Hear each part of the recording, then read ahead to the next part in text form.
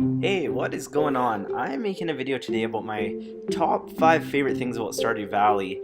Just a warning, there may be a couple little spoilers. I don't say anything too specific, but just in case you love playing games where you don't know at all what's going to happen, maybe just watch this video a little bit later. And I'm going to try to keep it pretty general, but you never know. I just would hate to ruin it for anybody.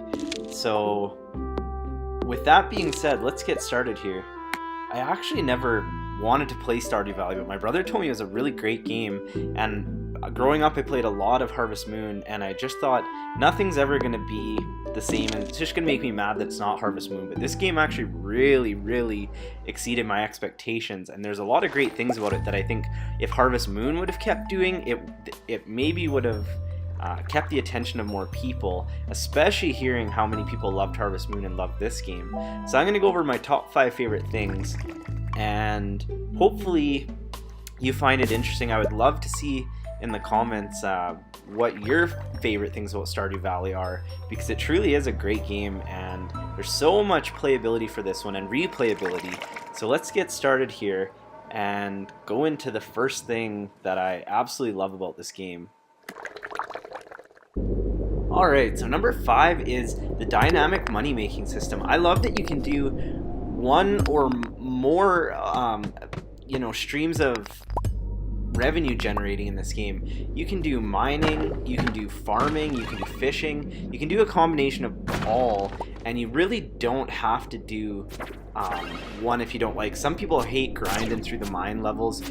Me personally, like, I don't really like fishing, and I just think it's kind of nice that you can really choose what you want to do, because it makes the game a little bit more open. Obviously, once you get money, you can do more things in the game, but how you get there is really up to you, and everybody does things a little bit different in a little bit different order, and that kind of adds to the replayability of the game, which I think is really important, because if you just had to farm crops, and there's not that many crops in some games, and that's how you're going to make your money, it just kind of gets a little bit boring, and when you go to replay it, you know you're going to do the exact same thing. Whereas in this one, a couple of the different files I've really taken different routes, which I really appreciate about this.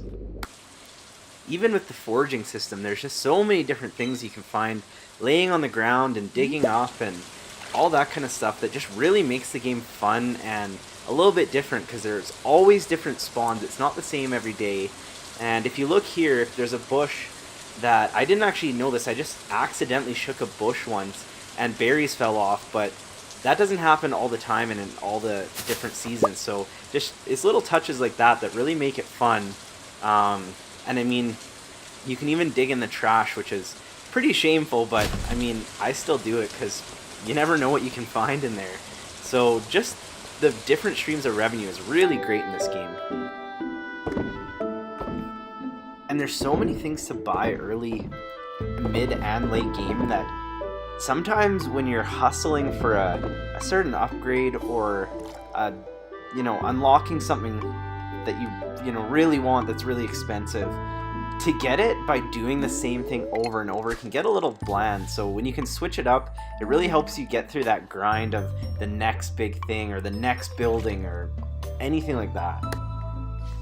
Alright, so for number 4, we have the 2 different routes you can play. I'm not going to talk in too much depth about this because it is something that develops over the course of the first couple years, and I don't want to really ruin it, but basically it's surrounding this community center that you're seeing right now, and there's a couple different ways that you can unlock all the things that the community center offers, and you kind of have some choices to make, and it is involving Joja Center, or Joja Mart I should say, and it's really cool that they have weaved 2 different storylines into the game, so you can kind of play at your own discretion with those 2 things. So that's probably my other favorite thing, just because you could play this, 2 different ways of just the farming, and then if you played it once each way, a Joja Mart versus no Joja Mart, then there you go, you have 4 different ways to play. And if you're like me, you like replaying these kind of games over and over, and you don't get bored of them. So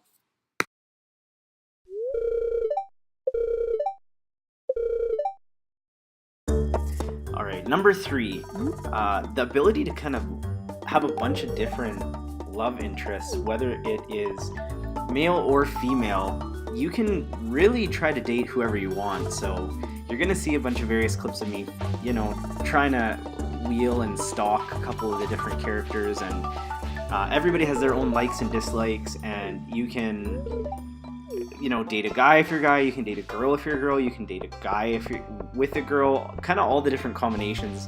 And I think that's really forward thinking. It opens up to a lot of different players, and even if you're feeling a little trolly and just want to do something a little different than you normally would, it's just, again, that replayability factor is so cool. And yeah, it was a really nice touch on this game that I was really shocked to see. So number 2, and something that made me really stay playing this game, is that they've reduced the amount of tedious tasks that you have to do as you get into the game. As you can see, there's that door, for example, that it lets the animals in and out automatically every day unless you close it. So if it's raining, you can keep them inside and it prevents them from getting sick. And alternately, if it's going to be sunny for a couple days, you can just let them go and roam around outside, and they'll go in and out and feed themselves. And it's things like that and the sprinklers that you can kind of see on the screen once I get back outside, that, it gets tiring watering crops, and you definitely have to work for these items. It doesn't come for free, definitely, but just later in the game when you could be spending your time doing more interesting things, they've really taken that part away of the game. Whereas I found other farming simulators, they almost thrive on less content and then making it more tedious, whereas this game just really took off with a bunch of content and kind of saved you that time, which I really do appreciate. One of my critiques actually is that I think some of the things like the sprinklers and the automatic feeding system should actually be a little bit more expensive. I like when the things that are really saving you a bunch of time and annoyance are really expensive, because it's so satisfying once you get them that it makes me want to, work for it even that much harder. And I think that if they were just even a little bit more expensive, I wouldn't actually mind. But that's just one simple little thing. I mean, if that's the biggest problem we have, that's a pretty good problem to have with the game. So my number 1 and my favorite thing about Stardew Valley is definitely the farm customization. I love that there's different layouts for a farm. Like, I typically go with the farming-oriented farm, but I even have been playing around a little bit with the other kind of farm, which I'll show you here. It's the forest farm, and it's more based on foraging and lumber, and I really enjoy the foraging and the trees and all the things you can get through that production route. So it's really cool that you can kind of, just like you can focus on how you get money, you can actually customize your farm to really go after what is going to make the game the funnest for you. And as well, having a couple different kinds of farms and seeing how creatively you can design it is really cool. I love watching all the YouTube channels that show their farms, and they're just so well done. I'm very jealous. As you can see, we're going to jump back to my actual main farm, and it is not the most aesthetic farm. It's not even the most functional farm, but hey, it worked for me, and I really like that you can kind of do what you want and try to make it as nice or as ratty as you want. I really have tried to use some tree kind of arrangements to make it a little bit nicer. Planting those maple trees was a real pain. And as soon as I got it perfect, one got struck by lightning, and then it took forever to kind of get these growing back the way I wanted them to. But you can see below, like, I made like a forest where my little shed is on the other side of my farm.